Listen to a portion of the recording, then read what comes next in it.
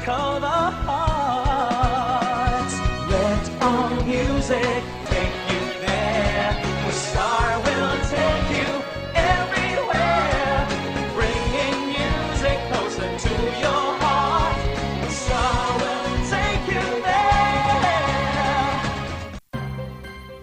Ang pagnanakaw, pangangalakal at pagpili ng bahagi ng power transmission lines ay pinagbabawal ng batas. Bukod sa parusang 20 taon ng pagkakabilanggo at magmumulta ng 50,000 hanggang 100,000. Maaari itong magdulot ng inyong kamatayan kapag nakuryente ka. Ang paalalang ito ay mula po sa NGCP.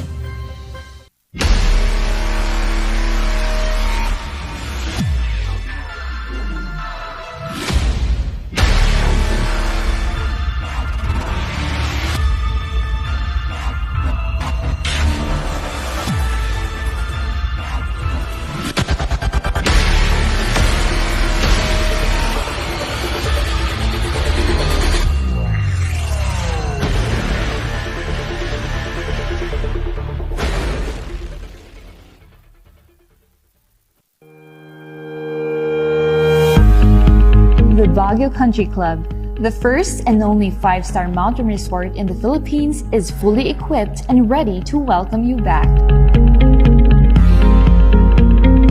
The club has thoroughly worked on adapting to the new normal.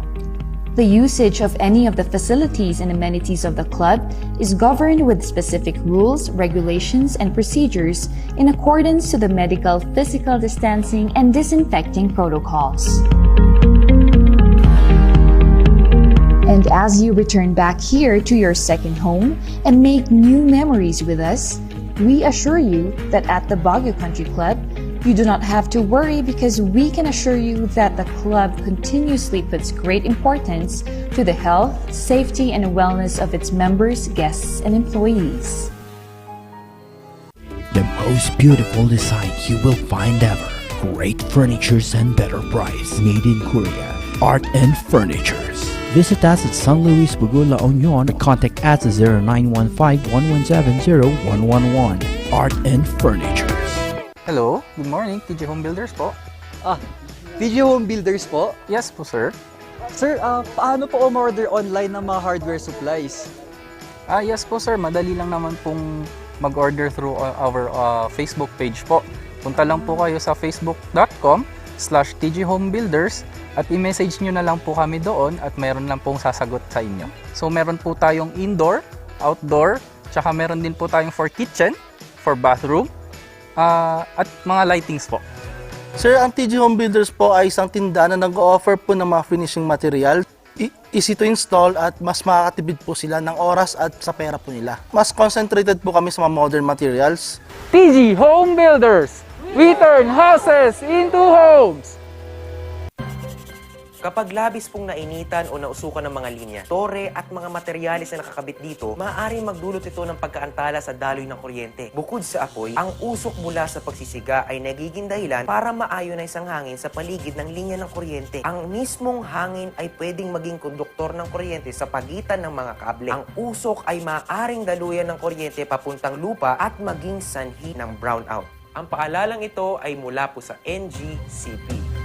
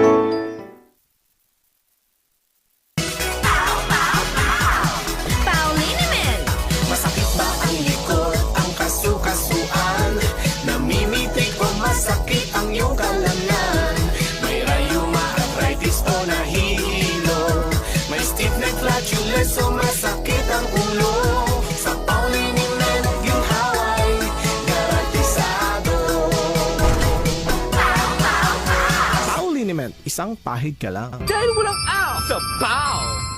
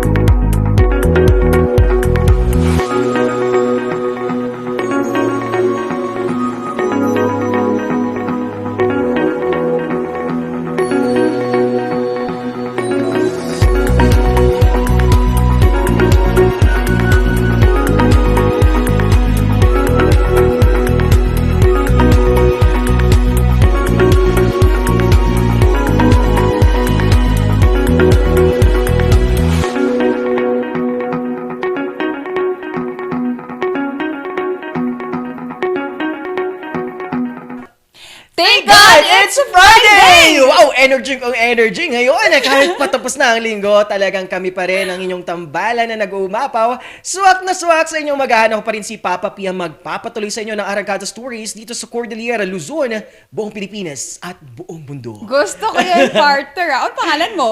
Yes, ako, nasabi ko na kasi Papa P. Oo. Ako ata yung half awake. Siyempre, iyan na nga, kakulitan, kakwentuhan, kakikayan, hatid ay unbiased, critical, and inspiring stories. Siyempre, Shigikay! Yes, at talagang ngayon.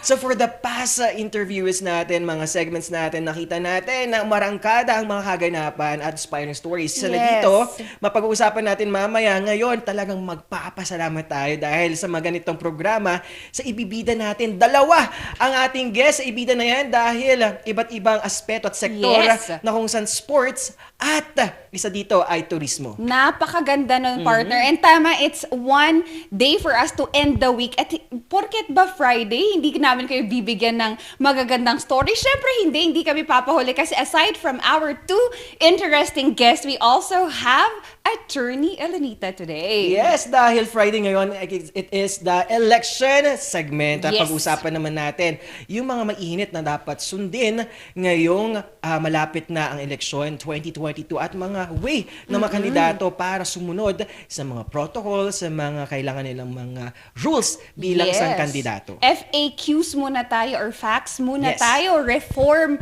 during this election, mga Car Rangers. And again, we're going to update you fresh na fresh. Hindi pa nilalabas na ng COMELEC pero ilalabas dito sa programang ito. Yes, gusto ko yung mga ganyang pagpapalabas ng mga kaalaman para sa ating mga ka-Rangers. Umaga, Shikay na. Why ganon? Yes, at ito na, mga ka-Rangers, comment nyo lang dyan at kung paano nyo i-end ng inyo or talagang ngayong Friday, thank God it's Friday, ano yung mga ginagawa nyo at talagang sabi nga nila, Friday night talaga. Ano mga pwedeng gawin kahit pandemya, virtual, kamustahan ba at marami pang iba? Yun nga, partner. And sabi nga nila, di ba, usually pag Friday, naghahanda tayo for the weekend kasi meron tayong ina-expect na gawin, meron tayong gustong accomplish. Ako, excited ako because soon we're celebrating my Elera's 7th birthday kaya sobrang excited ako. Kahit pandemya, bibigyan pa rin natin siya ng maayos at syempre,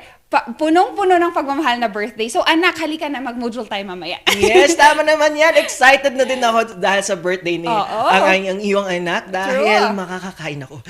Yun lang pala yung tutulong tayong kumain. Tutulong tayo kumain. Mga Car-Rangers, hindi ko kayo may imbita pero pwede kayong magbigay ng regalo through our GCash number. Wow, nag-plug!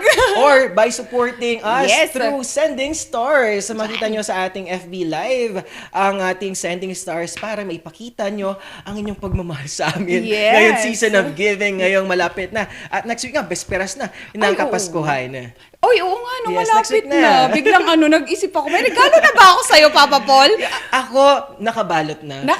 Nadulas pala. Nadulas pala yun. Oo naman. Anyways, kayo ba mga car enjoyers, anything that you're expecting ngayong Pasko? Ako, partner, hindi kasi talaga siya tangible. Gusto ko lang talagang ma-feel yung love ng loved ones ko. Dami nun, mga car enjoyers. Loved ones. Wow. Yes. Lahat ng regalo, di ba, binabalot? So, kailangan mo balutin. Lahat sila. Madami-dami yun. Isang komunidad yun, partner. Anyways, kayo ba mga car enjoyers, is there anything that you're looking forward ngayong Pasko? At malay nyo, yung mga nagmamahal sa'yo, nanunood at baka bigyan ka ng gusto ng story. And aside from that, Kabsat, let's just have a quick update naman kasi parang lumalamig na nga at saka nakita natin medyo makulimlim dito sa Baguio City. Yes, naman, medyo pasilip-silip lang ating haring araw dahil ngayon at naglandfall na ang ating bagyong Odette na kung saan may malakas na impact sa ating area ng Visayas at Mindanao. Pero dumako muna tayo dito sa ating lugar na Cordillera at Luzon area na kung saan narito ng Tropical Cyclone Bulletin number 16 ng Typhoon Odette na kung saan naglabas po ang DOC Pag-asa ng 5 a.m. ngayong umaga na kung saan it is now over the Panay Gulf at nasa center of the Typhoon Odette was located on all available data 75-kilometer southwest of Iloilo City. Wow. At meron po tayong tropical cyclone wind signals in effect po. Nasa number 3 po yan with having destructive typhoon force, winds prevailing or expected within 18 hours po yan dito sa ating area ng Luzon. At dumako naman tayo sa northern portion na kung saan nasa ating TCWS number 3 ang ating northern portion of Palawan, El Nido, Taytay, Dumaran, Rojas, San Vicente, Puerto Princesa, including Cagayan at Coyo Island. At kasama din sa ating tropical cyclone wind signal number 3 ang Visayas, Guimaras, the southern portion of Iloilo, Pavia, Leganes at Santa Barbara. At nasa number 2 naman at magkakaroon po tayo ng damaging gale to storm force winds prevailing or expected within 24 hours sa Luzon area sa ating southern portion of Oriental Mindoro at the southern portion of Occidental Mindoro. At ingat-ingat pa rin po tayo including the Calayan and Calamian Islands po yan. Kahapon nga nakita natin yung bagsik ng ating Odette sa area dito sa ating Visayas at Mindanao. Kaya nga partner, kaya sa mga car enjoyers natin dyan napapalaot, ingat po. And syempre kibat niyan mga car enjoyers is that meron tuloy. Meron bulol naman. Nabubulol tayo ngayong umaga.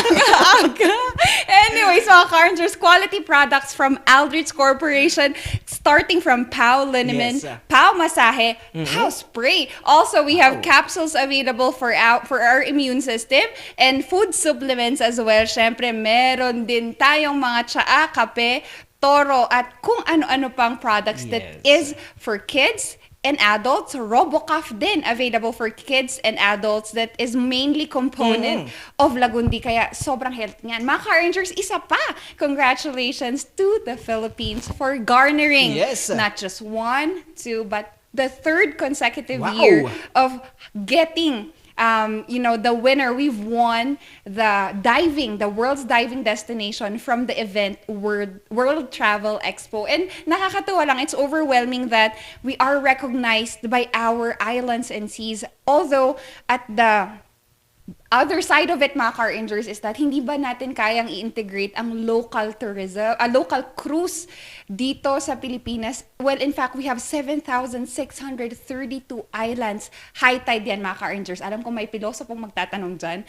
But the thing is that sayang, it could be a cry. It could be a form of tourism na sayang ang dami-dami nating islands. Why can we not circumnavigate these islands with empowering? Sana magdagdag tayo ng ports, ng seaports para matulungan din natin ang local tourism. Yes, congratulations sa ating bansang Pilipinas na despite ng hinarap nating pandemya, talagang nabubulot tayo ngayong araw. At talagang nagbibigay pa rin porsigido ang ating mga ahensya at mga local communities. Para sa akin, mga local communities tumutulong din sila at may malaking ambag para sa ganitong mga turismo, lalo na sa iba't ibang tourist spots. Isa na dito ang diving spot. Tama ba, Shikaina? Yes, there are a lot of diving spots. Sisid na mga car-engers. And hindi lang yan. You know, sa Boracay, we have other pa tourism destinations that are available for us. And sabi nga nila, these are world-class islands pa mga car-engers. Di ba, Kapsan? Yes, Shikaina, itong award ba to, paano to nakukuha at paano, ano mga requirements, ano mga criteria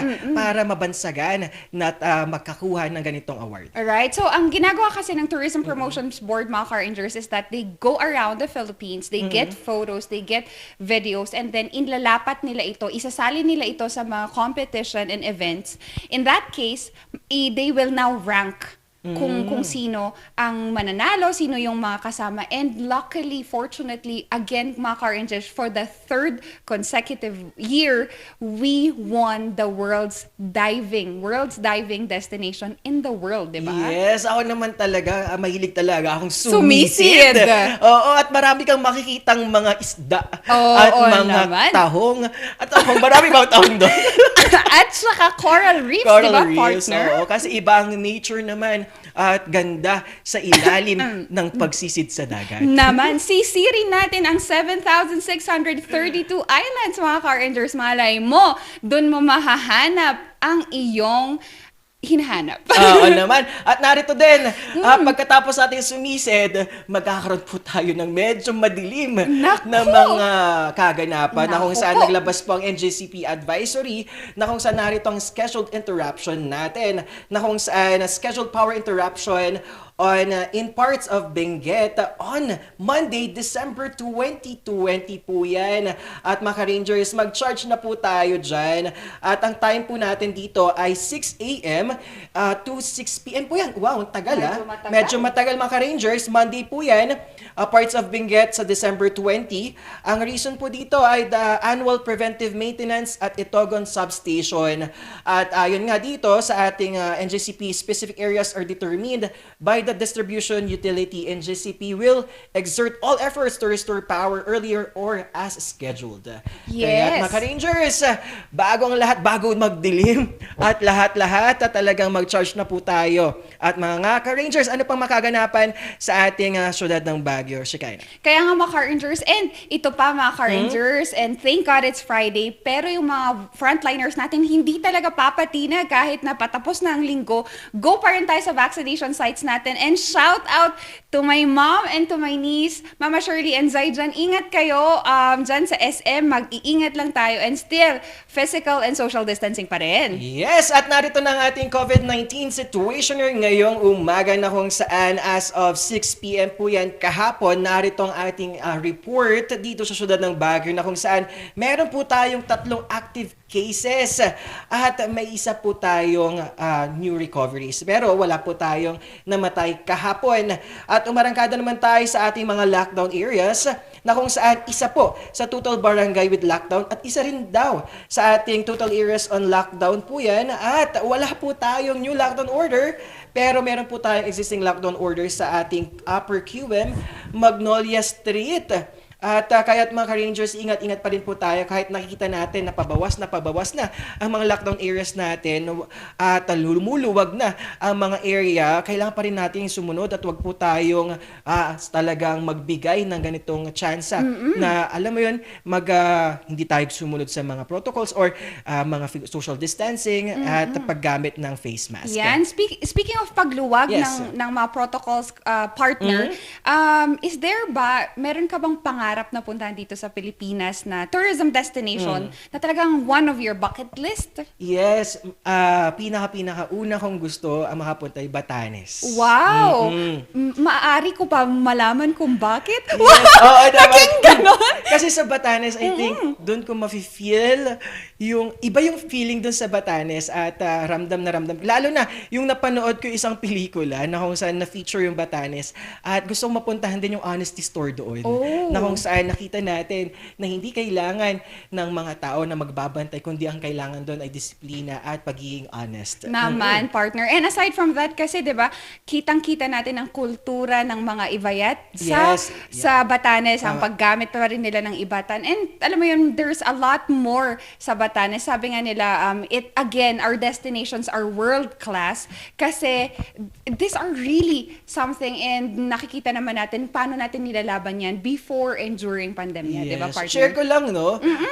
Habang nababanggit mo, tinanong mo sa akin kung saan ang gusto ko puntahan ni Batanes. Noong una, gusto ko mag-isa. Pero ngayon, masaya pala kapag may kasama kang magbabiyahe at creating new memories. Oo naman. Hello po dyan! Shout out to Jeremy Duque. Good morning! Yes, at kay Ma'am Rowena Duque at sa ating kay Ma'am Melissa Duque. Yes, Hello po sa inyong lahat. Of course, shout out na rin to our viewers. Panahon ko to. Thank you for watching us in. And also, Winter Gayaw and Miss Leona Gayaw, thank you so much for tuning in. Maya-maya lang, mapapakita namin, ibabiyahin namin kayo sa isang tourism destination dito sa Cordillera. Di ba, Kabsat? Yes, akala ko ilalaglag mo na yung pangalan niya eh. Oo. Ay, hindi. Wala. Malayo, Yes. malayo yun. Okay, dagdagan yun. natin ang ating mga vaccination schedule at talagang umarangkad at yan ang sandata natin laban sa pandemya. Na kung saan narito na, marami po tayo open na vaccination site ngayong umaga na kung saan December 17, ngayong Friday, ay meron po tayong SMB1 parking 8 a.m. to 2 p.m. po yan. Kasabay po ng ating Bishop Carlito Senson Sports Center ng SLU Gym at ang ating Baguio Country Club. Thank you very much for giving your part para makatulong sa ating bayan, sa ating bilang vaccination site. At cater po itong tatlong vaccination site natin ng first dose sa pediatric population ng Moderna at Pfizer at adult population po yan ng AstraZeneca, Sinovac at tandaan po natin sa Gamaleya ay sa SLU at SM lang po ang offering ng Gamaleya. At second dose naman po, AstraZeneca, Sinovac at Pfizer at Moderna. And for booster dose naman, all those who were fully vaccinated with AstraZeneca, Gamaleya, Sinovac, Moderna at Pfizer at least 6 months and at least 3 months for Johnson naman. Yan ang kada din natin ang bakunahan. Bayanihan Part 2 na kung saan all categories ngayong December 17, 2021 sa iba't ibang barangay distrito sa ating vaccination site dito sa ating Cordillera at sa syudad ng Baguio. Kasama dito ang Itogon Covered Court, Purok 20 Upper Irisan, Irisan Health Center. 9 a.m. to 12 noon lang po yan, mga ka-Rangers. Luwakan Apugan Barangay Covered Court, Mines View Health Center, Pacdal Health Center, Pinsao, at Pacdal, Kino, at Elementary School, Divine Mercy Church ng Marcos Highway, Engineers Hill Health Center at Scout Barrio Health Center. Ayan po mga Rangers, ang ating mga vaccination ay talagang pumupunta na sa iba't ibang lugar para kayo na ang puntahan at matugunan ang ating pangailangan para labanan ang pandemya. At ito na nga, mga Rangers, alam naman natin na talagang paluwag na ang ating kaganapan dito sa ating hinaharap na COVID-19. Pero patuloy pa rin ang pagdami at pagkaroon ng variant ng Omicron. At kahapon nga, nabanggit nga namin na talagang 2 na ang nakapasok dito sa ating lugar na kung saan binabantayan pa yung mga nakasalamuhan nila at naka-isolate na. Naging negatibo ang ilang kasama ng isang foreigner, pero isa pa po ang binabantayan na kung saan titingnan natin kung magninegatibo o positibo ito sa Omicron. Yes, and mga ka-Rangers, again we're just reminding everyone, encouraging everyone with your vaccination boosters kasi Yes. parang nakakaligtaan ata kasi with the numbers that were collated, medyo Yes. mababa ang numero natin. But again, just make sure it's going to be 3 months kung Janssen, 6 months if other vaccine. So, tignan lang natin yan. We fight, we heal, we work, and thank God it's Friday. Yes, kaya thank God it's Friday. Ang dami Yes. nating inibinida na. Naman. Ngayon, ibibida natin ang kakayahan kung paano mausbong ang turismo. At excited na ako bisitahin ng iba't ibang lugar dito. Nakita ko na ibang mga lugar eh. Oo. At nakwento mo na kanina, Shikaina, parang gusto ko na mag-hike. Kaya nga, parang gusto ko na talagang pumunta sa mga ganitong lugar. Grabe, it's a breather, sabi nga nila. So we have this morning a very enthusiast, passionate, perceiving, napakasipag ng tourism officer na to na recently nakasama ko din. And I'm very, very, very honored and humbled to have Mr. Marsh Mandagio, and he is the tourism officer of Abra. Good morning! Good Good morning po. Good morning. Yes, wow! Big smiles na big smiles sa Sir Marsman. Ang galing, no? At alam na alam Yes. ko talagang nakaka-excite na puntahan yung Abra dahil nakwento ng aking partner na iba't ibang lugar dyan sa Abra ay talagang nag-uumapaw for Instagrammable. Pero before that, Sir Marsman, bumati naman tayo sa ating mga ka-rangers at mga sumusuporta sa inyo, sa iyong turismo sa Abra. Ayan, bumati naman tayo ngayong Thank God It's Friday. Yes, thank God it's Friday po talaga. Yes. Although marami tayong hinahabol for year-end reports, but definitely kailangan ating gawin itong mga to para sa, para sa kabubuti rin ng mga like mga kababayan natin, especially Yes. sa tourism sector. So, good morning po sa lahat ng manonood and yung mga tiga-Abra po na nanonood. Hello, hello. Kaya nga, lungsod tayo mga Abreanos. And salamat, Sir Marsman. I know that you have to move a prior schedule for just to be here. And sobrang thank God it's Friday. We're very thankful that we have you. Sir Marsman, gusto ko lang malaman, kamusta ang turismo ng Abra before ng pandemya at ngayong pandemya? Yes po. Actually, to give you an insight po, 2019, talagang pa-upward yung mga tourism visitors natin dito sa probinsya ng Abra. So we collated data po around 60,000 visitors 2019. So sa 2018 po nasa 40,000 lang, and in 2017 nasa more than 10,000 visitors lang. So imagine yung peak po ng 2019. Then suddenly, 2020 came and bumagsak po tayo almost 20% ng mga turista. So, around 40,000 na lang doon. But that's during the almost 3-month period lang. Kasi remember, nung March 2020, total lockdown po, not only in the province, entire Luzon, if I'm not mistaken. So, yun po yung impact ng pandemic sa tourism ng province of Abra. And then, ngayon po, na nasa pandemic tayo, unti-unti po tayong bumabangon, but definitely, we still need more actions and time will tell po siguro. Hopefully next year, babalik na yung mga tourist natin dahil yung requirement na lang naman natin papasok ng province is the vaccination card, and of course, you need to present a valid ID. Yes, wow! Sir Marsman, habang itong mga ginagawa natin, nakaka-excite ng bumisita dyan sa Abra. Sir Marsman, ang tanong ko naman, itong mga challenges ngayong pandemya, paano natin ginagawang strength ito?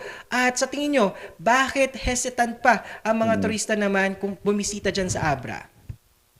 Well, challenges po kasi, definitely nandun pa yung fear ng mga tao na baka, baka mahawa kung pasyal-pasyal doon. Yes. At tapos yung mga residents din naman natin, yung mga locals natin, especially sa Upland.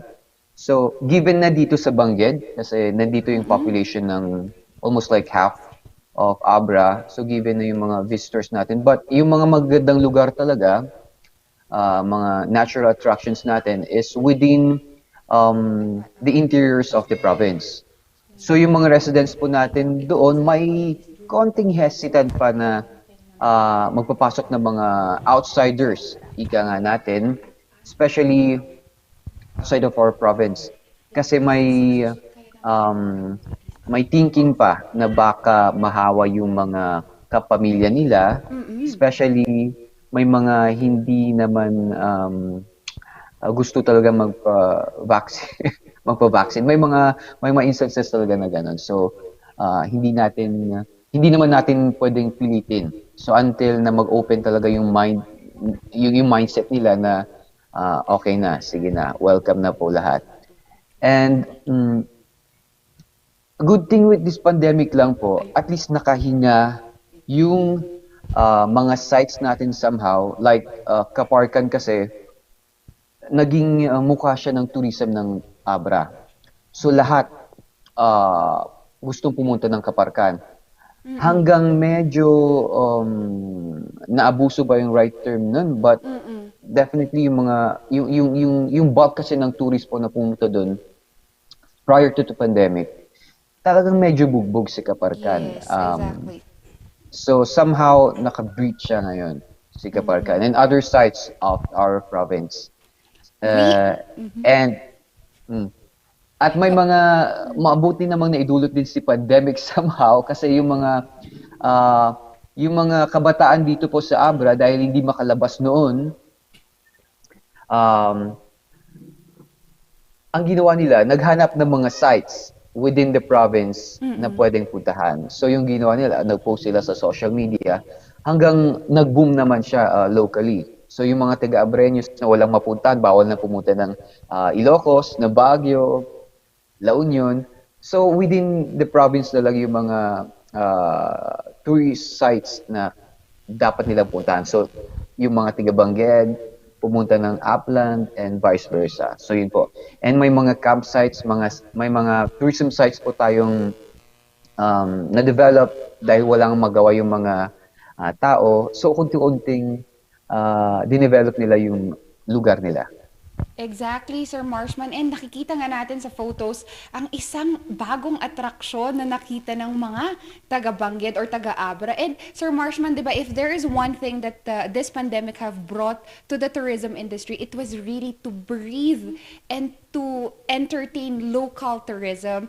Sir Marshman, ikwento niyo naman itong new site na to, si Mount Tindig. Anong storya nito? Paano to nakilala? Sino yung mga unang pumunta dito sa mountain na to? Yes, Mount Tibing po. Yon.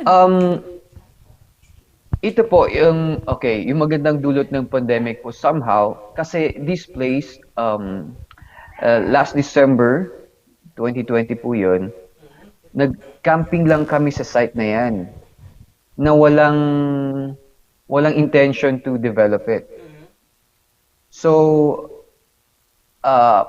pagkagising namin ng umaga, wala kaming magawa.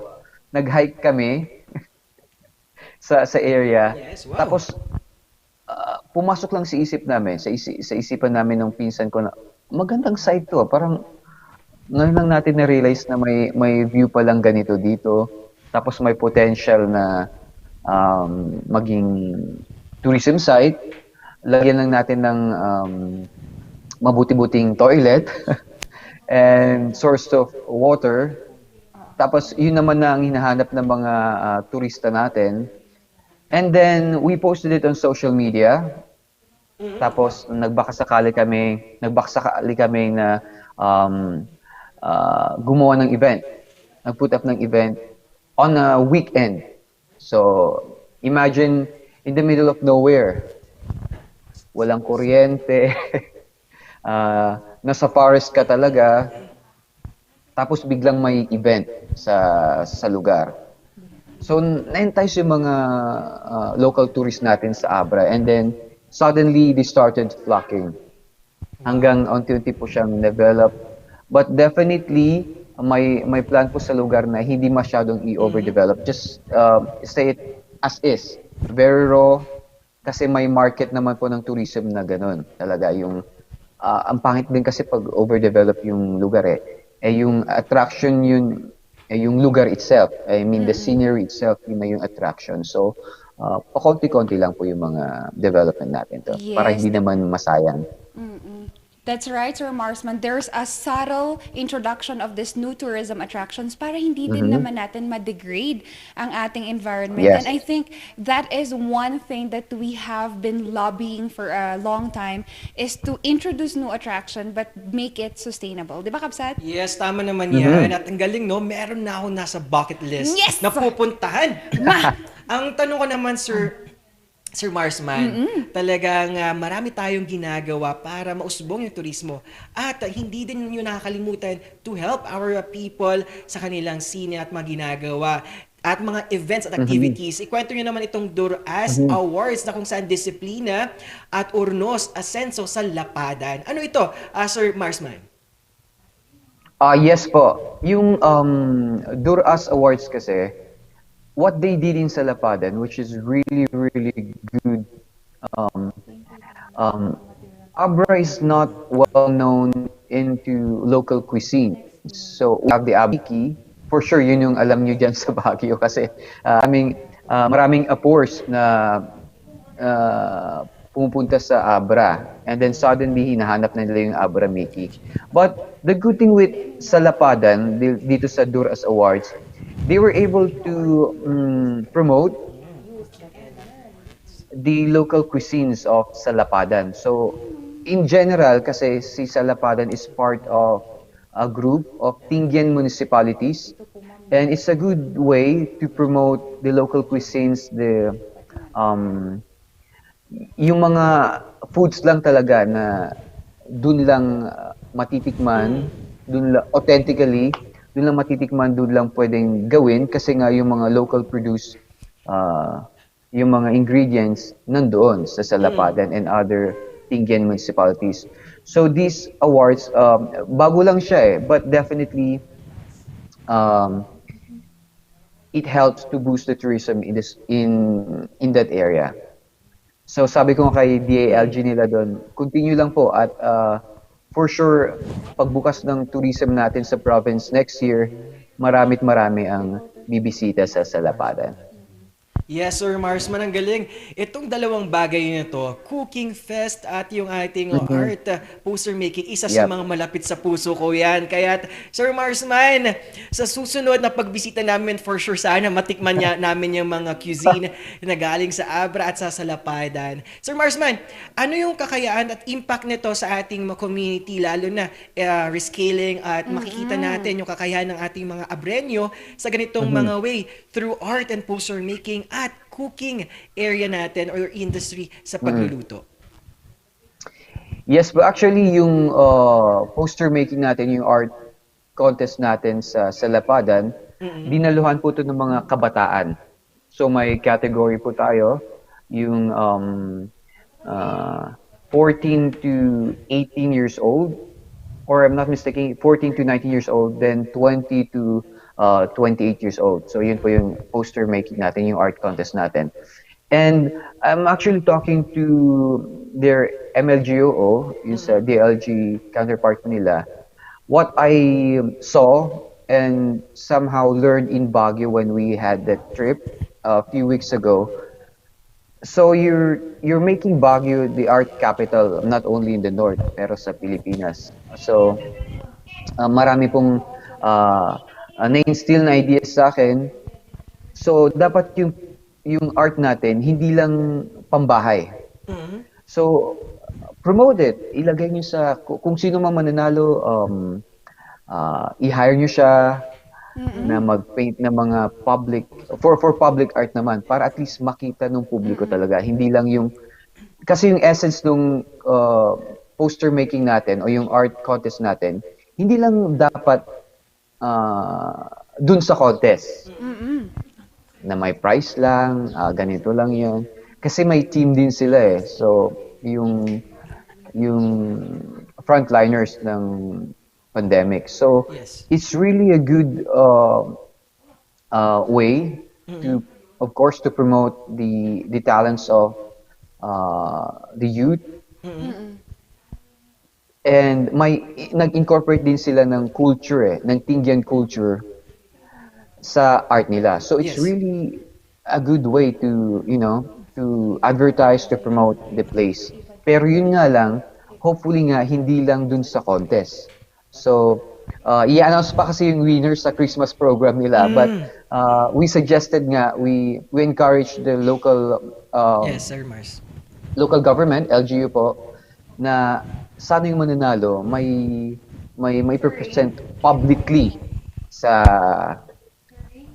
Salapadan and other towns here sa Abra. And then eventually pag na-develop na yung skills nila, yung talent nila, kasi yung talent nandun na eh. Kailangan lang ng exposure and more, additional siguro na skill at mag-burst out yan ng Abra. Hindi lang dapat pang Abra yan. Yes. Ayun, Sir Marsman, ang galing. At natutuwa ako dahil as an artist, magandang platform to para tutulungan ang ating mga kabataan rito. At ito na nga, last na tanong ko, Sir Marsman. Kapag bibisita kami ni Shikay na dyan sa Nako! Abra, anong cuisine, anong recipe ang ipapatikim nyo sa amin? Patikim. Well, definitely si Abra Miki. Have you tasted it? Wow! Sabay pa kami talaga, So, no? nagugutom Nagutom na na ako, kami. Sir Marsman eh. Bakit? What makes the Yes. Abra Miki stand out, Sir Marsman? Yes po. Well, aside from it's locally made talaga, yung ingredients kasi, yung Miki itself, talagang ginagawa lang po dito. Um, may bagnet siya. So hopefully, definitely, magustuhan nyo. And it's like Wala, sir. comparable to ramen na pang Pilipinas yung taste. Hindi ko ma-explain sa, sa video, pero feeling ko pag natikman nyo yun, magbi-business kayo sa Baguio ng Abra Miki. Ganun siya kasarap siguro. Yes, wow, Sir Marsman. Hindi lang pagkain, kundi iba't ibang product pa ang pwedeng ibandera ng Abra, di ba, Shikay na? Yes, and hindi pa limited dyan, Sir Marshman, kasi nakita din natin that we are empowering our local community, specifically our weavers. Kasi di ba, we've now riveted from buhaying, relieving our local community by helping our mothers, our weavers in specific. Sir Marshman, paano natin nakita that there is an avenue of tourism in weaving? Yes po. Well, prior to pandemic po kasi, my tour operator po kasi sa province natin, na after going to Kaparkan and certain sites within the province, good thing is dinala sila dito sa Bulbulala Loom Weaving. So si Bulbulala po is located in the municipality of La Paz. We also have loom weavers in the town of Peñarubia. So dinala po dito yung mga turista. And then suddenly they started to appreciate. And nakakatuwa po kasi yung nag-appreciate na yung mga kabataan na eh. Although may market talaga sa mga like 40s and above, pero nakakatuwa na pati yung mga age group natin, yung mga millennials natin, na-appreciate na yung mga ganitong arts, culture and arts in one. So, dun po na-realize ng ating province na may market tayo. And nung tinanong po natin yung mga loom weavers, kasi what's good sa mga loom weavers natin past is that community. Hindi lang iisa yung gumagawa, but the entire village of Bulbulala. So imagine po yung impact ng yung economic impact po ng loom weaving sa kanila.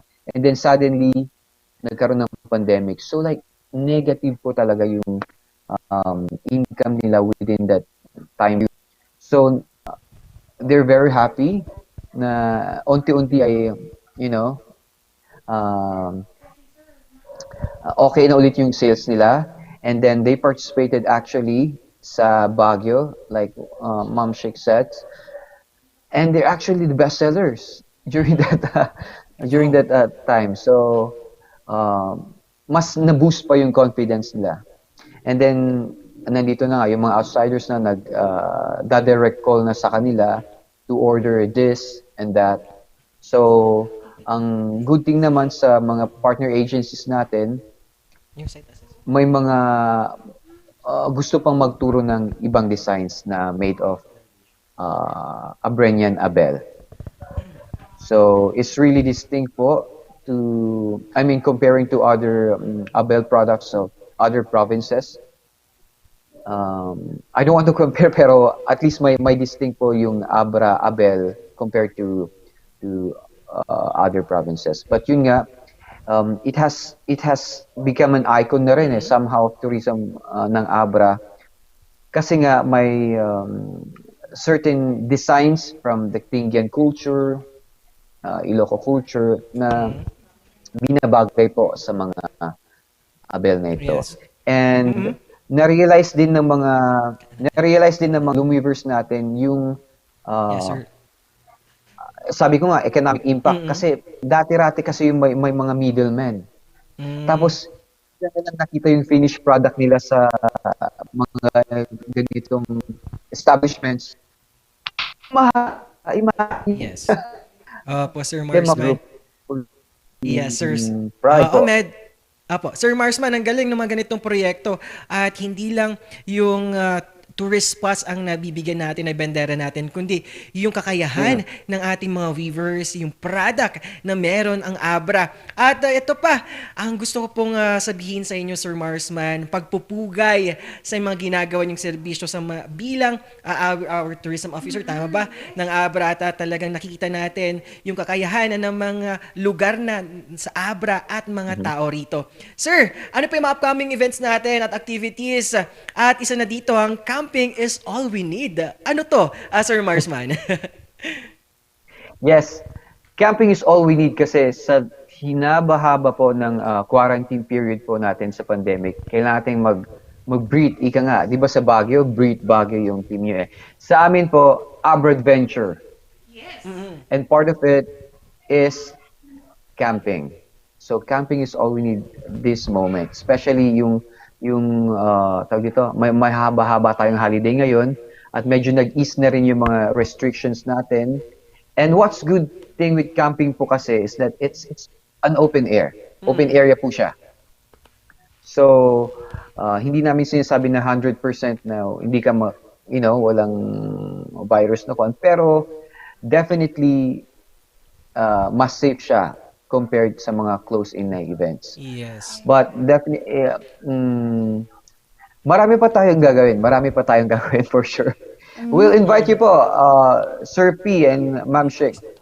I hope you'll find the time to visit our province and definitely you won't regret.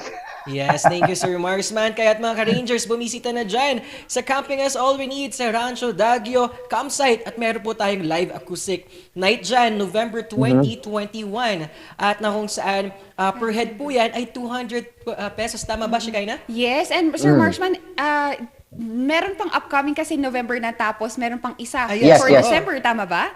Imbitahan natin ang mga car rangers nating sumama at mag-camping, glamping dyan sa Abra. Yes po, yung after November 20 kasi, yun yung November lang kasi nag-open ulit yung tourism ng province. So Yes. imagine yung inip ng mga tao na how many months, almost a year na naka-quarantine sa kanilang mga tahanan. So suddenly may event na ganun, then they flock. Yeah, successful naman po, so we wanted to have the event monthly. So for December, we'll celebrate it tomorrow. So may event po tomorrow sa Rancho Daguio sa Mount Tibing in Balitaktakan. So all is invited, of course. Just bring your camping materials. And minimal fee of 200 pesos Yes. for overnight camping, at nandun na yung acoustic band nga natin. Actually, live band nga siya, talagang full band na kasi nag-request yung mga tao. Sa Yes. dami nung request natin, full band natin. And we plan to celebrate it. I mean, to have an event monthly. Monthly kasi para hindi naman mabugbog yung lugar. Yes. Sayang naman pag mass tourism na. Dapat sa tourism kasi dapat yung sa quality tayo. Not like Yes, dahil maraming bibisita. Pero at least yung experience ng mga visitors natin should be above average and Yes. memorable. Po. Thank you, Sir Marsman. Ang galing. Parang bumisita na tayo virtually sa Abra dahil sa ganitong kwentuhan at ibinida natin ang kaganapan dyan sa Abra at mga tourist spots at mga kakayahan ng mga tao riyan at mga Abreño sa Yes, kanilang weaving, sa kanilang cooking area at kanilang pagiging artist sa poster making. Yes, maraming salamat, Sir Marshman, and good luck to your speaking engagement and your activities for today. Have a great day. Yes, maraming salamat, Ma'am Shek. Buti lang nag-meet tayo in person, kaya one click ka lang. And of Yes. course, thank you, Ma'am. Yes, thank you, Ma'am Shek and Sir P for this invitation. It's been a pleasure po speaking with you and to promote our province as a tourist destination, as an emerging tourist destination. Promise, hindi lang si Kaparkan ang makikita natin sa Abra. Marami pa po. Yes! Yes Wow! naman! Talaga ibinida natin ang Abra at parang bumisita na tayo dyan, di ba? Shikaina? Yes, Discover Abra nga naman. Thank you, Sir Marshman. Yes, at ang ngayong ibinida natin, tuloy-tuloy na natin ang ibibida. Ngayong Friday talagang kitang-kita natin ngayon sa susunod nating guest ang ibibida nating kakayahan ng Yes. mga atleta. Kahapon nga nakausap natin ang ating Secretary General ng Samahan ng Kickboxing ng Pilipinas, si Attorney Wharton. Ngayon, makakausap natin live na live kahapon at talagang kahapon nakipagbakbakan siya. Ngayon, makakausap natin live na live. Actually, partner, parang fresh na fresh eh. Parang hindi nakipagbakbakan yan, di ba? Yes. We have this morning talaga very talented and skilled, very passionate sa kanyang pagmamahal sa kickboxing. We have with us John Serbo. Good morning! Good morning po. Ayun, good morning Sir John. At before yan, talagang Friday na Friday ngayon. Kamusta naman? At kakatapos na makipagbakbakan kahapon. Okay lang po. Wala namang serious injuries. Me and my opponent are both safe po. Ayan Sir John, may mga gustong bumati sa aming technical crew at Oo. production. Napaka-cute nyo daw. Napakagwapo daw, Sir John. And na-fresh kami this morning. Sabi ni attorney, ayan, nanonood siya behind the scenes. Yes. Napaka-fresh daw. And Sir John, gusto naming malaman, paano ka nga ba nagsimula sa journey sa pagmamahal sa sports at sa kickboxing? First sports ko po actually is Muay Thai, and then nag-transition sa Wushu and MMA. Actually recent lang po na trinay ko yung kickboxing through Coach Mark. Yes, oo. Sir John, ito nga, ano yung nakuha nating core value sa pagkakaroon ng pagkagusto dito sa larong kickboxing? Alam naman natin, sabi ko nga kahapon kay Attorney Wharton, sikat na sikat ang ibang mga laro tulad ng basketball. Pero anong meron sa kickboxing at anong nakuha mong value mo dito? Value po is yung attitude and good character po. And especially pag sa sports, yung sa sportsmanship po natin. Which is may apply po natin sa everyday life and kahit sino po yung nakakasalamuhan natin. Yun po. Yes, Sir John, isa pa, no, sinabi mo nga na hindi siya yung unang sports mo. Nagdaan ka sa Muay Thai, nagdaan ka sa Wushu and other sports. Pero ikaw ba, Sir John, gaano ka-importante sa kabataan ngayon na mag-invest sila ng time, ng commitment nila sa isang sports? Yun po. At this point in time po, it is very important na mag-invest tayo sa sarili natin kasi especially COVID, and kailangan nating palakasin yung self natin para ma-defense natin itong virus. And through sa sports po is may mga character na ma-develop po tayo dito, and yun po. Yes. Sir John, ito dumako naman tayo sa ating Idiva Explosion kahapon. Naging mainit ang usapin at talagang na-excite kami kahapon habang kinakausap namin at talagang kasama namin sa interview si Attorney Wharton. Kamusta ang laban at tagumpay ang iyong nakamit? Ikwento naman ang laban na kahapon sa Idiva Explosion, sir, ang ating kickboxing na talagang umaapaw ang kanyang liyab. Kahapon, sobrang saya po. Na nanalo tayo, tapos yung anong tawag nito? Yung kalaban ko po kasi is dati siyang Philippine team, and he was a great athlete. Insayado po siya, and I was not quite satisfied po sa performance ko, pero I was happy na tayo po yung nanalo. Yun nga, Sir John, nakita namin pa rin ang determinasyon, disiplina ng mga atleta natin, hindi lang ikaw, lahat ng atleta natin. And mahirap nga ngayong pandemya since this is a contact sport, Sir John, paano ka naghanda sa laban mo at ano yung mga nakuha mong value dito sa Adiva Explosion? Um, the- yung training po, be consistent po despite of this pandemic. And yun din po yung natutunan ko sa mga seniors ko. Like yung mga si Joshua, yung one strawweight world champion natin. And sa mga iba, sila Coach Edward, yun yung keep on training. Tapos, tignan natin yung priorities po natin. Yes. Tapos yung time management, yun, mga natutunan ko din po sa school. I apply ko din po sa training and sa everyday life ko po. Yes. Sir John, ito, sabi nga natin na pag-usapan natin yung preparasyon. Ano yung ating mga healthy tips or diet naman dyan para sa ating mga ka-rangers at para maging glowy tulad ninyo, sabi nga na ating technical team dito. Yung mga regarding po sa diets is depende po kasi sa body types natin. And sa akin po kasi is I can eat a lot but uh, hindi po halata.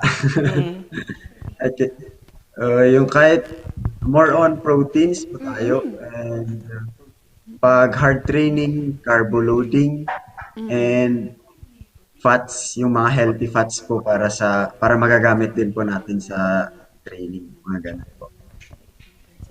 Yes, Sir John, nakita natin ang yun nga yung diet natin. And ito nga si Kabsat, nagpo-protein diet din siya at nakita natin na it depends on your body type nga talaga. Sir John, nabanggit mo rin kanina about sa pagtitraining mo at sabi mo nga naging limitado siya.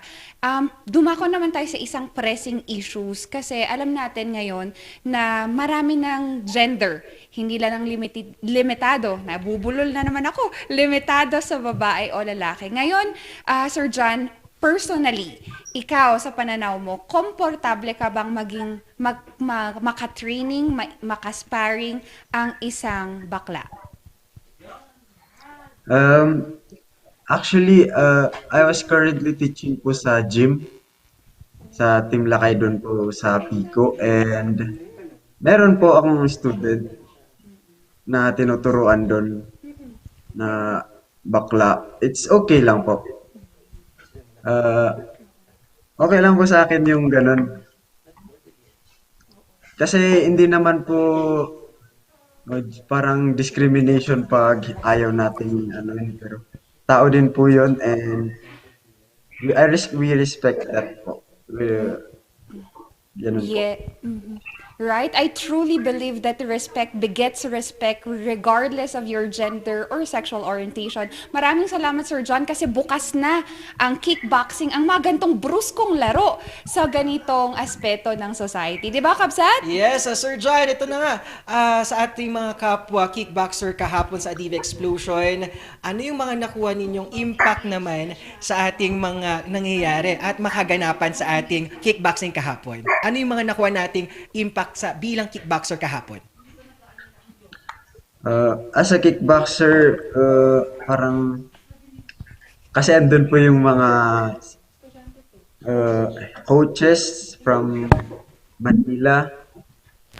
Kailangan po nating ipakita na yung good fight and it's just we need to impress them. Tapos and yung training po. Nakita talaga natin yung passion mo, Sir John, sa kickboxing and alam namin na nakita ng mga nanood kagabi. Meron pang isang taong nag-send sa akin ng picture mo. And Sir John, actually meron pa akong isang napaka-importanteng tanong na tinatanong ng nakararami at ng technical director namin. Sir John, are you single?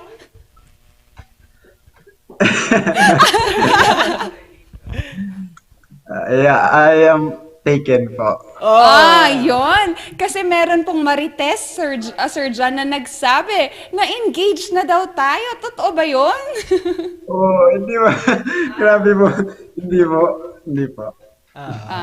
Naman. Pero taken talagang nag-uumapaw ang pag-ibig, hindi lang sa sports, kundi the commitment kay si Sir John. Di ba, Shikaina? Oo nga. Diba? And Sir John, isto kasi, syempre, hindi naman natin may pagkakala sa ganitong contact sports.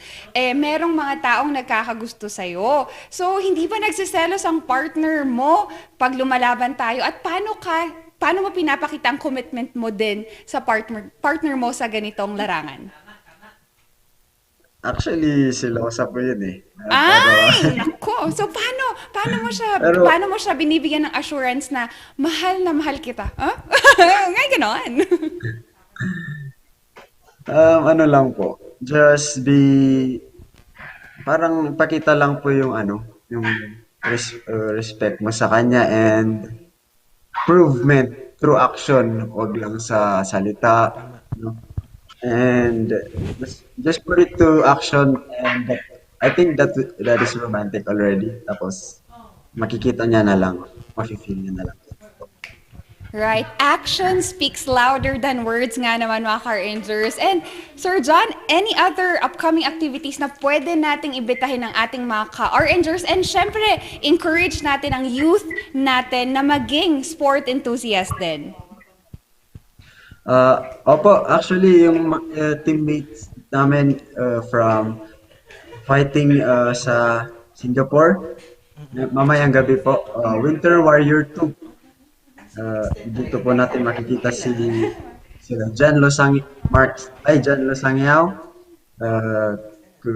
Kuya Stephen Loman, tapos si Kuya Bilingon and Danny Kinged.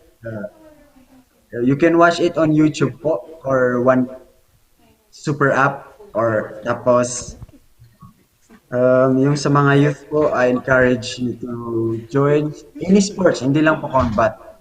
Kasi kayo din po yung magbe-benefit dito and I am sure na it is good for you, for your character, and it might affect your family as well. Yun po. Commitment and dedication talaga nakita natin, Sir John. And maraming salamat sa pagtanggap ng imbitasyon kahit na fresh pa tayo sa laban kagabi lang. Yes, congratulations again, Sir John. At padayon sa iyong advokasya, lalo na sa pag-inspire sa ating aspiring kickboxers. At hindi lang sa kickboxers, kundi sa mga atleta na talagang na-inspire sa inyong grupo. At lalo na with Attorney Wharton, ang ating samahang kickboxing ng Pilipinas. Thank you. Thank you po. Yun. Ayun. Thank you very much, Sir John. Ito nga talagang ibinida natin yung dalawang bagay, dalawang sektor, ang turismo at ang sports. Nakita natin ibinibida nila, hindi lang kakayahan nila, kundi yung mga nagawa nila to inspire people, to create a new advocacy, to create impact sa kanilang community. Yes, and it was actually a transformation kasi, mga Car-Rangers and Kabsat, kasi you did not allow people to just bring you down, the pandemic to bring you down, but it's instead, ang ginawa mo siyang isang positibong aspeto para matuto ka at talagang yan nga, sabi mo, it inspired other people as well. Yes, different advocacy, different community, pero it boils down sa isang bagay to inspire people sa kanilang maginagawa. Sa ating Sir Marsman, sa tourism officer ng Abra, nakita natin yung kakayahan na marami palang pwedeng innovative, creativity na pwede nating magawa at mahahanap na tourist spot sa isang lugar sa Abra. Sabi nga nila, si Sir Marsman, di ba, bumisita lang siya at sa camping site at nakita nila may mga tourist spot. Lalo na sa ating isa nating nakakausap na si Sir John, na kung saan talagang nag-inspire din sa kanilang kakayahan at sa mga disiplina na nakuha niya. Yun nga, isa pang naging inspirasyon, no, partner, yung pagmamahal ng lokal nila sa kanila. Sabi nga natin, lokal para sa lokal. And speaking of inspiration, thank you to our avid viewers that is watching us today, this morning. I just wanted to shout out to Mark Angelo, tama ba? Did I say it correctly? Mark Angelo Coronel Santos. Thank you for sending us your stars. Yes. And again, thank you, mga Car Rangers, for keeping us, giving giving us your inspiration every morning. And also, kabsat si Sir Alan Levista is also Yes. tuning in. Wow, talagang avid fan na natin si Sir Kaya Alan. nga. Na talagang siya ang super dad. Talagang napakawa na supportive dad. At ni Sir Alec ng Lev PH na kung saan nakausap din natin siya. Isa din sa nagpo-promote ng mga local products at mga artisans sa Liliw, Laguna. Wow, empowering again our local communities. And syempre, hindi tayo limitado dyan because we are also being watched online abroad sa Yes. South Korea, UAE, Canada, and also Taiwan. Shout out to my sister Ate. Good morning and have a good one. Yes, sa ating mga ka-rangers dyan sa Pangasinan, Masanto sa Kapusan, si Kuya Amin. Gising-gising na, alam naman natin na alas 9 na ng umaga. Talagang marami pa tayo pag-uusapan. At ito, bumati naman tayo kay Jeremy Duque at kanila Rowena Duque, Melissa Duque at Jake Bonifacio. At pala newlywed na pala sila, Kaya no? nga. Mr. and Mrs. Jake and Melissa Bonifacio. Ayan, di ba? And syempre mga Car-Rangers, alam naman natin na hindi pa rin matatapos ang linggong to, ang araw na to, kung Yes. wala pa rin tayong Elections Day. Kaya mga Car-Rangers, magbabalik pa rin ang tambalang Sipaw ng Morning Balitaktakan.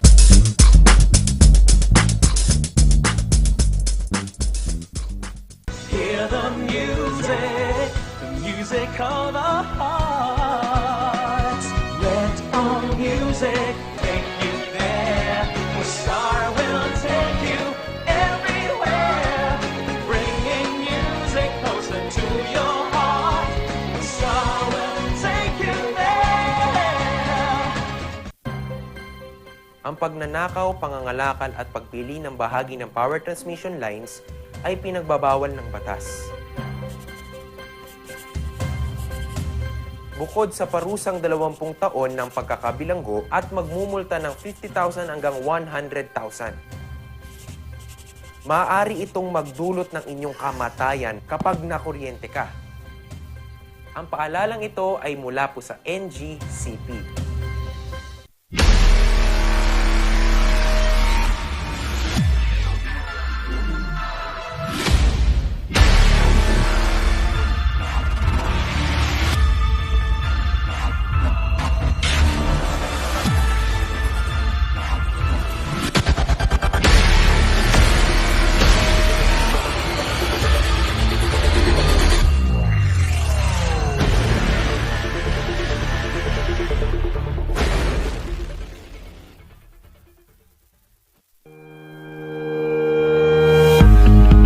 The Baguio Country Club, the first and only 5-star mountain resort in the Philippines, is fully equipped and ready to welcome you back.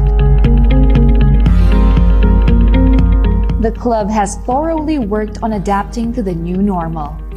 The usage of any of the facilities and amenities of the club is governed with specific rules, regulations, and procedures in accordance to the medical, physical distancing, and disinfecting protocols.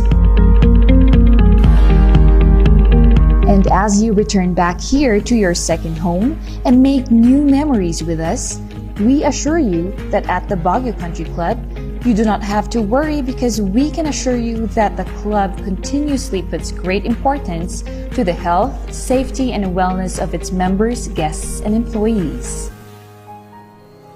The most beautiful design you will find ever. Great furnitures and better price. Made in Korea. Art and Furnitures. Visit us at San Luis Bugo, La Union or contact us at 0915-117-0111. Art and Furnitures. Hello, good morning, TJ Home Builders po. TG Home Builders po. Yes po, sir. Sir, paano po umorder online ng mga hardware supplies? Yes po, sir. Madali lang naman pong mag-order through our Facebook page po. Punta lang po kayo sa facebook.com/tghomebuilders at i-message nyo na lang po kami doon at meron lang pong sasagot sa inyo. So meron po tayong indoor, outdoor, tsaka meron din po tayong for kitchen, for bathroom, at mga lightings po. Sir, ang TG Home Builders po ay isang tindahan na nag-o-offer po ng mga finishing material. Easy to install at mas makakatipid po sila ng oras at sa pera po nila. Mas concentrated po kami sa mga modern materials. TG Home Builders! We turn houses into homes! Kapag labis pong nainitan o nausukan ng mga linya, tore at mga materyales na nakakabit dito, maaaring magdulot ito ng pagkaantala sa daloy ng kuryente. Bukod sa apoy, ang usok mula sa pagsisiga ay nagiging dahilan para ma-ionize ang hangin sa paligid ng linya ng kuryente. Ang mismong hangin ay pwedeng maging konduktor ng kuryente sa pagitan ng mga kable. Ang usok ay maaaring daluyan ng kuryente papuntang lupa at maging sanhi ng brownout. Ang paalalang ito ay mula po sa NGCP.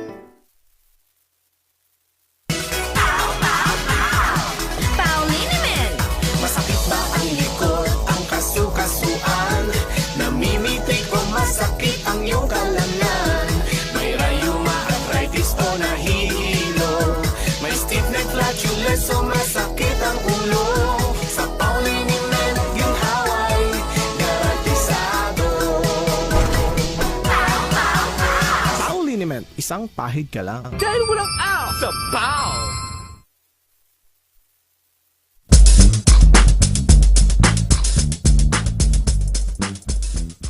Yun na! Ngayon na thank God it's Friday. Tuloy-tuloy na natin ang pag-arangkada natin sa mga kaalaman, kaganapan dito sa Cordillera Luzon, Pilipinas. Ngayon, alam naman natin kapag Friday, election education tayo ngayon at pag-uusapan natin ang mga new normal na dapat natin gawin sa susunod na halalan 2022. Ngayon, makakasama natin ang ating energetic na attorney, ang ating attorney Lenita Julia Tabangin Kapuyan, our CESE Provincial Election Supervisor 3. Good morning, attorney! Good morning, Tambalang Sipaw. Good morning po sa lahat ng mga nanonood sa Comelec Compound, si Senior Roger, si Pete, si Jeremy, si Raymond, at si Judy. And good morning po kay Atty. Tabangin, Mama. Rodolfo Miguel Kapuyan, my son, kay Lieutenant Colonel Christopherson Kapuyan, my husband, hello, and see you soon. At saka CJ De Guzman, and my friend Judel. Good morning po sa lahat ng nanonood sa buong Cordillera Administrative Region at lahat ng mga taga-Comelec. Happy holidays! Yes, happy holidays, attorney, at sa ating mga Comelec officers yan at staff. At ito na nga, alam naman natin na ramdam hindi lang yung season of Kapaskuhan, kundi yung mga kandidato natin ngayong halalan 2022. Pero pag-usapan naman natin ang voting kung paano bumoto ngayong darating na 2022. At ang ating Comelec Resolution 10727 na kung saan November 10, 2021. Pag-usapan naman natin to, attorney. Opo, ito po yung Comelec Resolution 10727. Ito na po yung rules natin sa new normal ng pagboboto. So this is already election day. It does not cover also yung it does not only cover yung election day procedure but also yung qualifications ng ating Board of Election Inspectors or also known as the Electoral Board. But hindi yan ang pag-uusapan natin ngayon. Diretso na po tayo sa ating procedure kung anong gagawin natin sa election sa new normal. So kailan po ang election natin? Ang election day ay... Ang ating election day ay May 22. Alright. At talagang 2022, tama po ba? Hindi, medyo nagkamali yan. Election Nagkaroon day? tayo ng typical error. May 9, May 9, 2022. May 9 po, oo. Opo, so pasensya na po dyan sa slide na yan at subject to editing pa yan eh. Na May 9, 2022.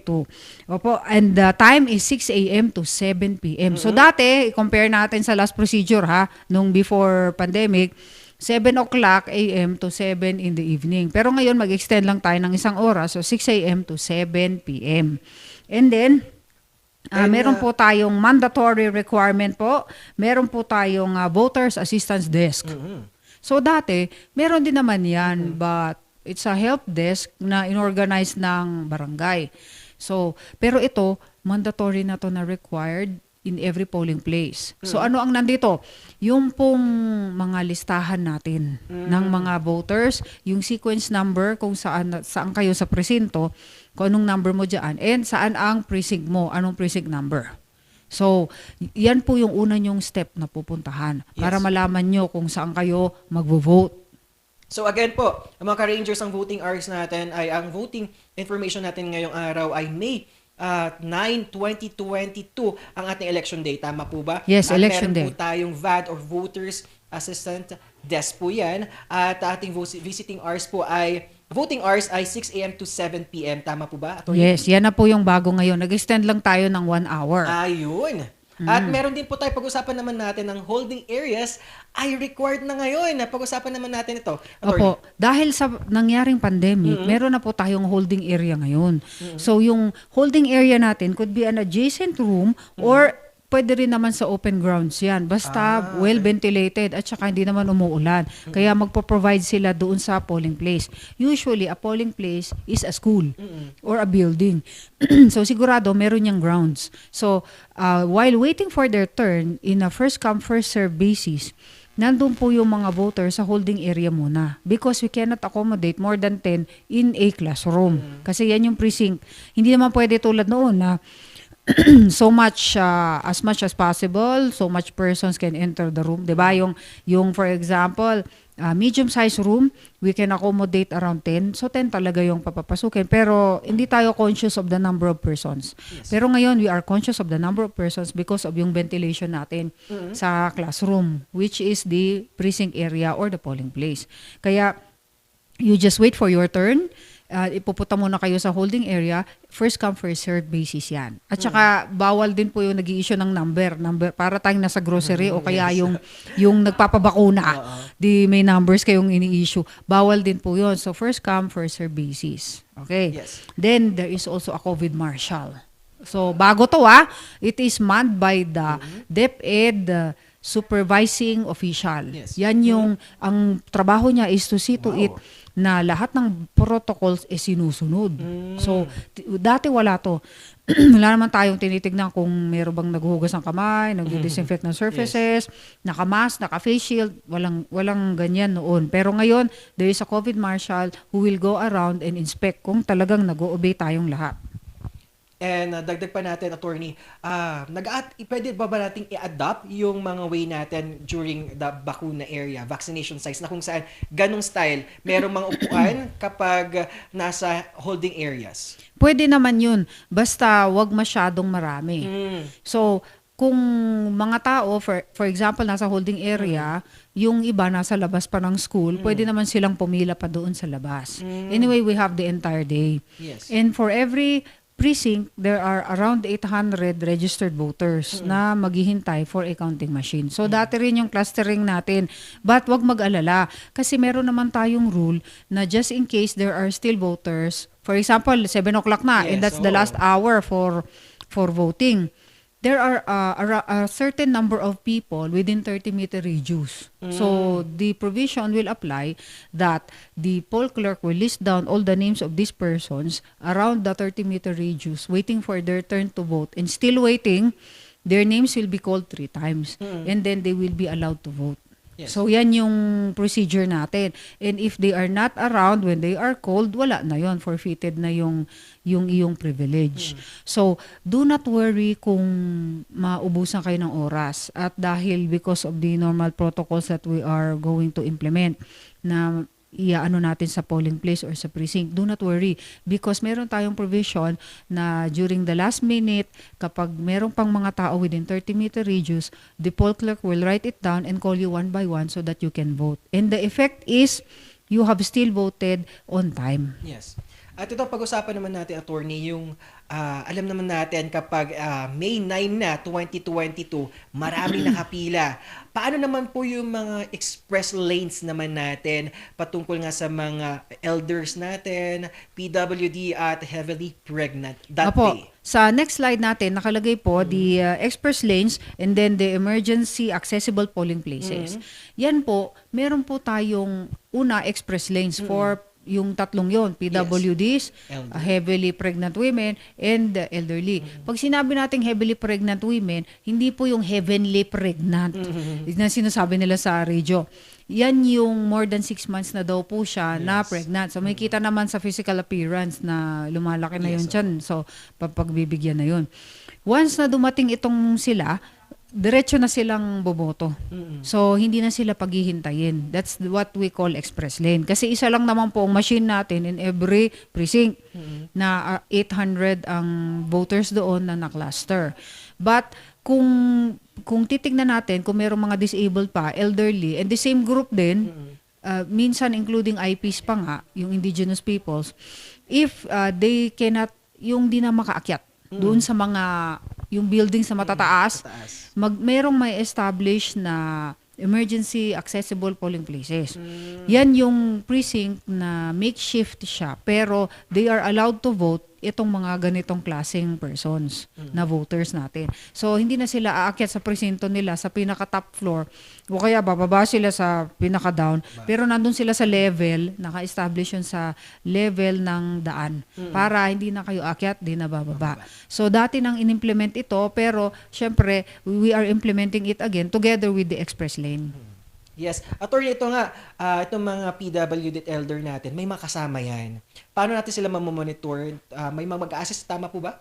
Ito po, sa beginning of the voting process, 'di ba, titingnan nila yung kanilang pangalan sa voters assistance desk.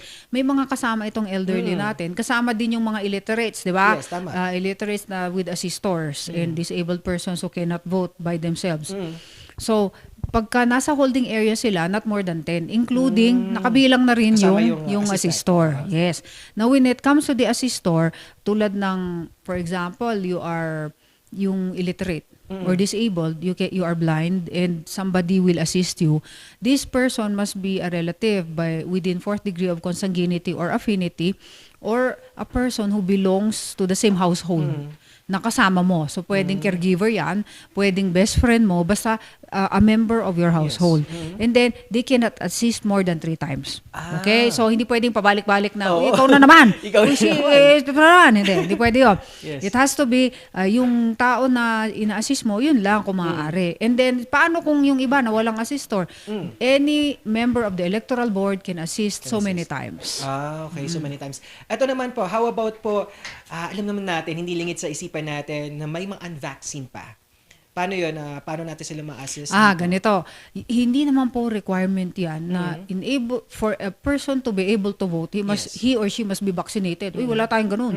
At nakalagay sa Constitution, it is not also a basis whether your religion is different or you are illiterate. So, you are allowed to vote even if you are illiterate, whatever kind of person, for as long as you are a registered voter. Di ba yan ang requirement? Yes.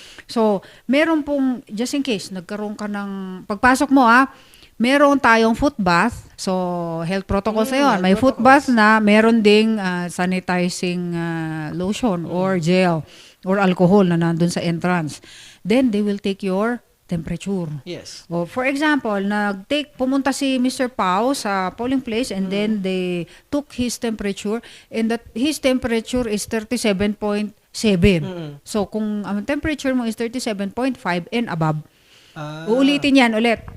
Ulitin ka ulit, i-take na naman yung temperature mo. If you register higher than that, o kaya yan, nandun ka sa 37.6, 37.5, pupunta ka na sa polling place na designed for those who exhibit COVID symptoms na ang tawag ay isolation polling place. Meron din pala. May fever ka or symptoms ng COVID-19. Pwede kang bumoto doon. So, may assistor ka din doon. Meron ding naka-ano na sila. Naka-dress up na sila. Naka-PPE na yan para tulungan kang makaboto. Boto pa rin. Because sa COMELEC, we are considering yung mga taong may sakit, if you like to vote, you can still vote. Maliban na lang kung ano ka na, nakahiga ka na at nag-oxygen ka na, malamang yan na yung hindi Dala-dala mo pwede. yung tangke mo doon Yes, sa dala-dala yung tangke, boboto ka. Hindi yan na siguro yung hindi pwede. Pero yung may fever ka lang but you can still vote and you are in your right mind, pwede pa rin. Yes. Because your right to exercise suffrage is paramount. So kahit may sinat ka, papayagan ka naming bumoto if you register 37.5 degrees Celsius and above yung temperature mo, we will still allow you to vote sa isolated polling place. Ang galing, no? Ang handang-handa na talaga ang COMELEC. Pero, attorney, mga usual protocols naman natin na paghahanda ng COMELEC ngayong darating na halalan 2022. Pag-usapan naman natin ito. O di eto na yung ating protocols. Baka akala nyo, 'di ba, tayo ngayon we're just wearing face masks. Yes. Hindi na tayo nag-shield masyado, depende na lang, that's voluntary. But for the election day, kailangan may shield. Oh. So, because it is an enclosed area and considered as crowded place. But as much as possible, iko-control natin yung crowd na yan dyan po sa polling place. But it is mandatory that you have your face shield. So, bring face shield, bring face mask. You use face mask. 1 meter ang distancing nyo. Na at least 1 meter distancing. Pagpasok mo sa sa polling place, sa pag kumuha ka na ng balot mo, 'di ba? They will look at your hands kung may stain, 'di ba? Yan yung unang procedure. Yes. Titingnan yung pangalan mo and then pag i-identify ka. Pero hindi naman difficult yung identification natin kasi sa Election Day CVL nakalagay na po yung signature, may thumbprint na, meron pang picture. So, okay ka unless hindi mo kamukha yung nandoon na ikaw ay iba na, girl dati, ngayon boy na, o kaya opposite, boy dati, girl na. So, titingnan, hahanapan ka ng ID. So, you just bring any valid ID. Na kailangan. Next natin is no physical contact. Yes, ito yun. Di pagka hinabot yung balot sa'yo, hindi ka rin, wala ring hawak ng kamay. Iaabot lang yung balot, kukunin mo yung folder na nakalagay yung balot doon. Pag tapos ka na, i-feed mo yung balot sa counting machine, wala ding hahawak, naka-assist lang yung third member, nakatingin sa'yo, to see to it na tama yung pagpasok ng balot mo sa pagpasok. Yes, na-feed mo yan sa counting machine. So, hindi rin kanya hahawakan. Tapos, pag-issue din ng voter's receipt, pag nakita mo yung resibo mo after voting, hindi ka rin niya hahawakan. Tapos, iwanan mo na yung VVPAT or yung voter's receipt sa receptacle, tapos alis ka na. Walang loitering or nag-i-standby pa kayo dyan. Pinag-uusapan kung anong ginagawa nyo. At syempre, bawal din yung photograph taking o selfie-selfie. Nandito ako sa polling precinct. Bawal yun. Bawal din yung pinipicturean mo yung balota kung sinong binoto mo. Bawal na bawal yun. Yes. So, that's not allowed. At attorney, for sure, matatadtad tayo ng alcohol at disinfection din sa COMELEC dahil isa sa mga dito ay frequent disinfection of hands. Tama po ba? At touch of surfaces. Yes. Lahat po ng frequently touched surfaces like doorknobs, tables, yung mga furniture na pinagsusulatan, yung ginagamit ng mga voters, it will always be disinfected regularly. Yan ang requirement. Except yung mga accountable and non-accountable forms na made of paper. Yan ang hindi namin i-disinfect kasi syempre mababasa yun. And then, yung mga syempre, all of us, by this time, because magto 2 years na yung pandemic, we should know yung ating proper coughing and sneezing etiquette. Syempre, alangan namang, di ba, once na nandun ka sa public place, pag may nag-sneeze, pag may nag-cough, may nakatingin agad. So, very conscious na tayo sa ganyan. Kaya pagdating natin sa polling place, ganyan din yung i-apply nating disiplina. Yun. At ito nga, attorney, hindi lang tatlo yung magiging best friend natin dito. Your face mask, your face shield, at bring your own pen. Yan ang tatlong best friend na dapat isama mo sa halalan 2022. Tama ba, attorney? Yes. Kasi kailangan mong mag-attach ng signature mo doon sa balot, hindi sa balot, doon sa Election Day CBL. Syempre, kailangan may dala kang ballpen. Hindi na sila magpapahiram ng pen. So, you bring your valid ID, you bring your face shield, your face mask, and you bring your own pens. Yes. Yung marking pen na gagamitin natin sa ballots, sa amin yun. Pero i-disinfect din yun. Yung pen nyo, you bring your own pen. And siyempre, may bottle of water kayo tsaka konting baon kasi medyo mahaba-habang pila yan. Ayan mga ka-Rangers, yan ang ating voting in 2022, ang ating COMELEC election 10727 na dapat nating sundin. At ano pa yung maabangan natin next Friday, Attorney Alinita? Yes, next Friday, kung hindi pa tayo magve-vacation, kung walang lalabas na COMELEC resolution tungkol sa implementation natin ng elections next year, magbabalik na po tayo sa dati nating ginagawang cases na favorite ni Sheki. So lahat cases ulit ang gagawin natin tungkol sa pagkakampanya kasi meron akong isang case na gusto kong i-discuss sa inyo, namely the Archdiocese of Bacolod versus COMELEC. Ito yung mga posters na pagkalaki-laki kung bakit nakalagay ang mga posters na yan at ano ang ruling ng Supreme Court. So yan po yung next meeting natin. Ayan, kahit mga Rangers, napakaganda ang ating usapin at marami pa tayong pag-uusapan bukas at sa susunod na ating next week. Mga ka-Rangers, ako pa rin si Papa P ang magpapatuloy ng Arangkada Story sa inyong araw. At attorney, yes? Yes, meron tayong quote of the day. Yes, quote of the day ngayon. Sa last Pasada slide. naman natin yan. Sabi ang Linitas note natin, trying out something new is not as bad as you think. Yun na yun na dapat nating that's a thing to ponder naman natin ngayong araw. Kaya ako pa rin at ito pa rin ang tambalang sipaw ng Morning Balitaktakan.